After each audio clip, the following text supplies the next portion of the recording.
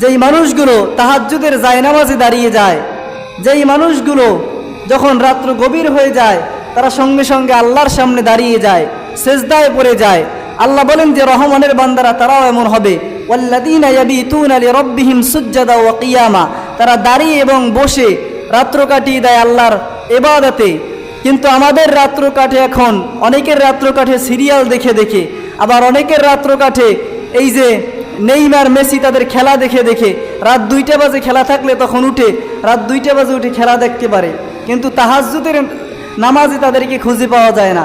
এজন্য আল্লাহ পাক রব্বুল আলামিন বলেন যে যারা রহমানের বান্দা হবে তারা হবে এমন, ওয়াল্লাযীনা ইয়াবিতুনা লিরাব্বিহিম সুজদাা ওয়া কিয়ামা, তাহাজ্জুদের নামাজে দাঁড়িয়ে যেতে হবে। কোনো মানুষ সম্মানিত হতে পারবে না তাহাজ্জুদের নামাজ ছাড়া। তাহাজ্জুদের নামাজ ছাড়া কখনো আল্লাহর ওলি হওয়া যায় না। আর এই তাহাজ্জুদের নামাজ যারা পড়বে, আল্লাহ বলেন ওয়া মিনাল লাইলি ফাতাহাজ্জাদ বিহি নাফিলাতাল লাক, যারা তাহাজ্জুদের নামাজ পড়বে ওই মানুষগুলোর সম্মান আল্লাহ দুনিয়ার ভিতরে বাড়িয়ে দিবেন।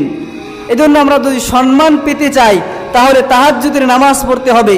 আমাদের রাত্রগুলো কাটাতে হবে আল্লাহ সিজদায়, রাত্রগুলো কাটাতে হবে দুনিয়ার অহেতুক কাজের ভিতরে, দুনিয়ার খারাপ কাজের ভিতরে।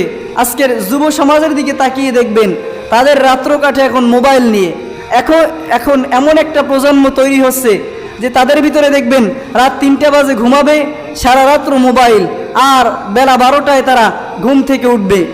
এমন তাদের লাইফ আজকে এমন হয়ে গেছে। এজন্য আল্লাহ বলেন যে যারা রহমানের বান্দা হবে তারা এমন হবে না, তারা রাত্র কাটাবে আল্লাহর সিজদায়, তারা রাত্র কাটাবে রবের ইবাদতে, তাদের রবের সামনে তারা দাঁড়িয়ে যাবে।